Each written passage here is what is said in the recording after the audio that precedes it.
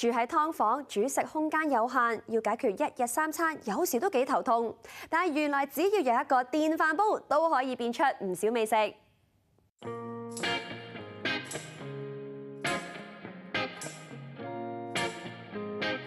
78歲嘅阿梅，每星期都會準時嚟到呢度上堂。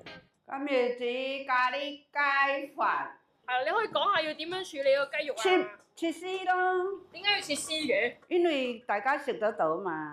你話佢就諗埋大家，喂，切細啲，又入味啲，好煮啲，快啲熟啦，係咪啊先啊？係啊，咁啊，真係擺落去一煲過搞掂啊，係咪先？呢個唔係一般嘅烹飪班，學員唔係嚟學整點心叉燒進行就業再培訓，佢哋咁俾心機都係為咗一個目標，就係學識用電飯煲炮製有型家常菜。嚟上堂嘅全部都係長者，而參加嘅學員咧有個好特別嘅稱呼㗎，男嘅就叫煲叔，女嘅就叫煲嬸，而受訓之後咧，佢哋仲有機會成為社區導師，發揮烹飪專長添啊！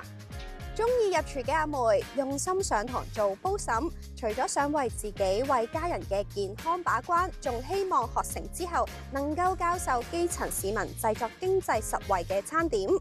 梅姐啊，想問下你參加呢個計劃之前有冇諗過電飯煲可以整到咁多餸呢？我未諗過，我覺得係煮飯嘅啫。係，我唔知道係咁多嘢都可以做到嘅。咁你上堂最開心係啲咩呢？最開心係睇到成班人啊，即係齊娃娃整嘢食啊，好開心咯。咁除咗學識用電飯煲去整嘢食之外，有冇學到啲咩新嘅知識呢？油啊冇咁多啦，鹽啊冇咁多啦，最重要依啲咯。咁我覺得我自己都健康咗，講嘢大膽咗啦。好似你訪問我大膽咗出嚟啦。我以前我唔會㗎。係。呢個電飯煲營養改造計劃係由一間非牟利機構策劃，旨在應對人口老化同埋生活成本上升嘅環境之下，長者同基層市民面對嘅糧食挑戰。我哋會見到好多嘅基層朋友仔，佢哋嘅居住環境其實相對狹窄啲嘅，即係好似劏房戶啊之類咁樣啦。咁佢哋嘅煮食空間咧，其實係受到限制嘅。見到佢哋除咗空間受限制啦，佢哋嘅收入可能會相對較低之餘啦，佢哋喺營養知識，甚至乎可能係烹飪嘅技能嗰方面，其實都冇咁足夠嘅。咁我哋就希望以一個家家戶戶都有嘅廚具，就係電飯煲作為切入點。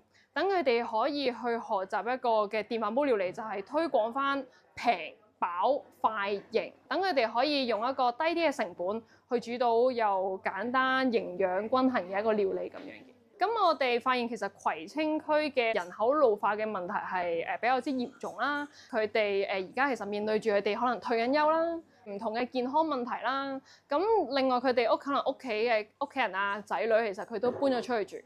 佢哋面對住好多嘅社會嘅孤立，咁而我哋亦都有見到好多唔同嘅例子，會見到佢哋屋企嘅環境咧係好多雜物堆積，其實係冇乜生氣嘅。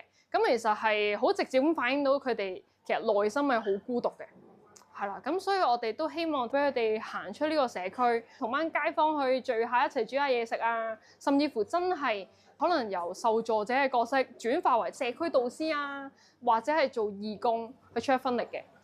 熱熱鬧鬧，笑聲滿盈，呢度唔只係學習基礎營養知識嘅教室，同時亦都係老友記結識新朋友、擴闊晚年人際圈嘅地方。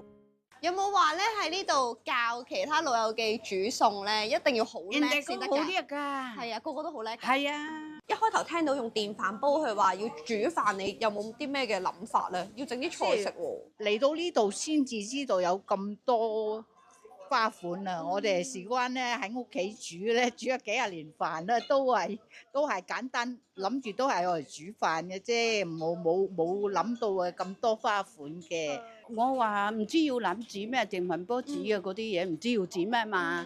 我女話你傻，你要煮咖喱飯都得㗎。電飯煲煮飯好啲嘛，好容易嘛。咁點解女會提出叫你煮呢個我以前咖喱飯？煮俾佢食，佢中意食咖喱嘛。同埋咧，我哋一話做乜嘢咧，個個都分工合作咧，又好開心啊做咧。同埋一陣間又去送飯啊咁樣咧，即係變咗咧，個個都好開心啊！一來有義工做，二來又我哋有得玩啊！開飯啦！不過即場試食，品評味道之餘，一班煲嬸仲有一個好重要嘅任務㗎。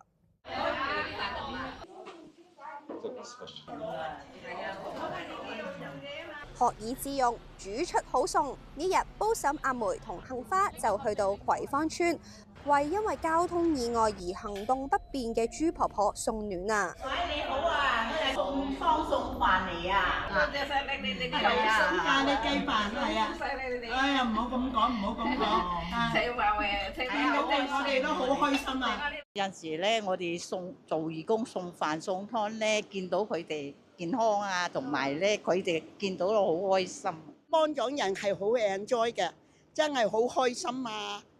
冇咩話建議啊，又話好辛苦啊，冇啊，我唔會啊。即係我做得到就做啦。一個月三四次到咧，但係我哋其他都有去玩下嘅，當玩啦，同學下嘢咯，學識下咯。會唔會覺得呢件事其實好有意義同好有價值啦？可以將直情啦，又我哋係長者，又幫翻長者，再幫人，咁你話幾開心嘅咧？